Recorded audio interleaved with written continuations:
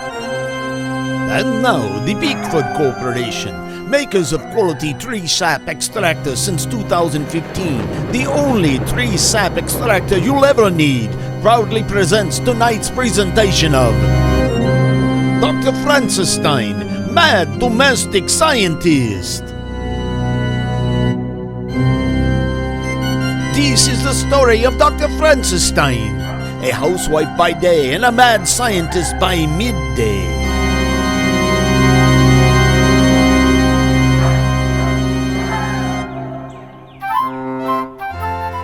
As today's episode begins, Frances is dutifully fulfilling her domestic responsibility in helping her husband Harold and their two children, Bobby, age 9, and Sally, age 7, prepare for their busy days.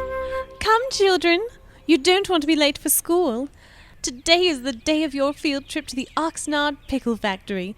You will get to see how pickles are processed and prepared for human consumption. You must be very excited. Yes, Mummy. Yes, Mummy. I can't wait to see how they combine equal parts cider vinegar and water mixed with salt to produce brine. And I can't wait to see the many varieties of pickles they produce. Genuine dill pickles, kosher dill pickles, sweet pickles, bread and butter pickles, and of course, gherkin pickles. My little head is spinning already. Oh, how thrilled I am for the both of you. And Harold, here's the lunch I've so lovingly prepared for you today. 2 sardine and sauerkraut sandwiches, a bag of carrot sticks, and a golden delicious apple for dessert. Don't forget the pickle, Mummy. And remember, Father prefers kosher dill pickles, Mummy. Of course, my dears. Why, Frances, my darling, I'm overwhelmed by the care you give in all that you do for us. And tell me, what will you be doing today, my dear? Why, Harold, my darling, today is the day I'm having the ladies over for tea. Oh, yes, of course. And a splendid time it will be, no doubt. And now, as I go, please allow me to give you a peck upon the cheek. And so, with her husband and children lovingly and affectionately sent off to work and school, Frances Stein retires to her hidden sewing room, which she has, unbeknownst to her family, secretly converted into a laboratory. Shedding her apron and donning her lab coat, she is joined by her faithful lackey assistant Boris, and she becomes Dr. Francis Stein, Mad Domestic Scientist. Well, now I can get down to business. Mad domestic scientist business. Boris, my unquestioning submissive servant, where are you? Well, here I am, Doctor, and pray tell, what will we be working on today? Well, Boris, my subservient underling, today is my turn to host the semi-bi-weekly afternoon gathering of the Wilmot Grove Ladies' Tea Circle. And I want to make a good impression. Oh, but Doctor, dare I say that you always make a good impression? I appreciate your flattery, my dear doll minion, but I don't have time for your groveling right now. I need to create a tea that will leave fellow tea ladies trembling with delight.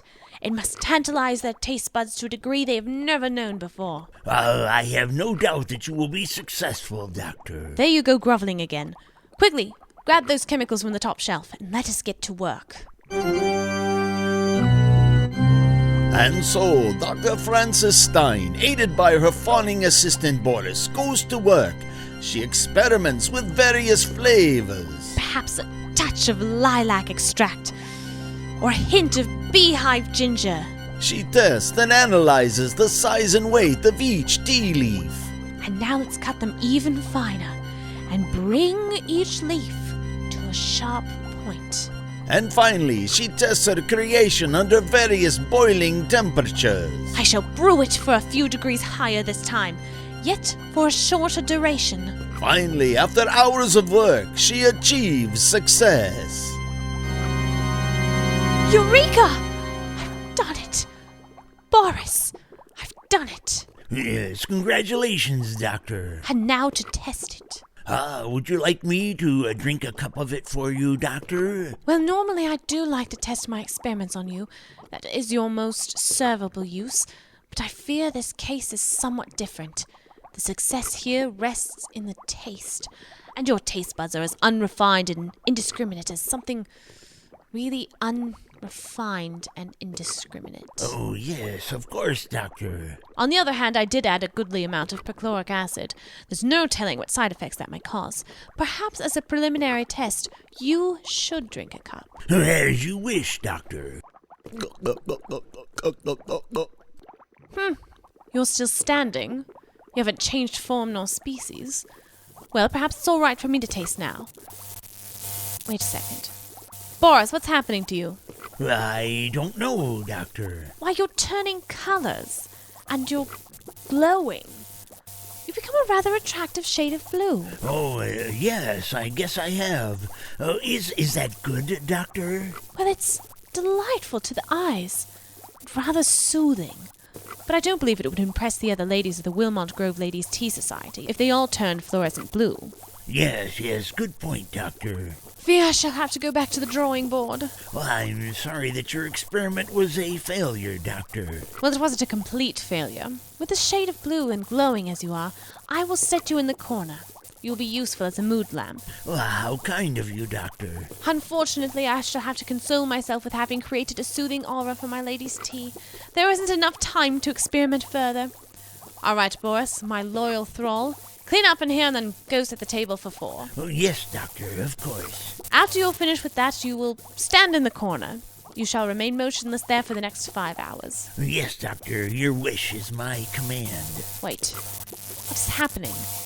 Why are you changing colors, Boris? My, what a horrid shade of orange you've become. Your glow is rather irritating. Oh, I'm sorry, Doctor. Oh, you clash with my decor now. Oh, this will never do. How could you be so foolish, Boris? I don't know, Doctor. It just seems to come quite naturally to me. So it does. Well, the ladies will be arriving at any minute. I shall just have to serve them my hand-plucked Upper Malarkian, lightly steamed teal tea. And I shall deal with your punishment later. Oh, yes, Doctor. And so, donning her lab coat and putting on her apron, Frances Stein transforms herself into the perfect hostess, a role she performs with her usual style and grace. Why, Frances, you're the most delightful hostess. Why, yes, I can't remember when I've had a more splendid afternoon. Oh, I'm simply mad about these biscuits you're serving, my dear.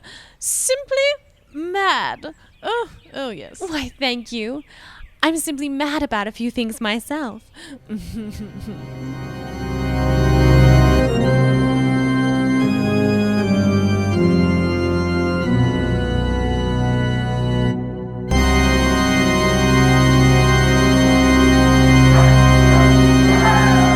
Why, thank you.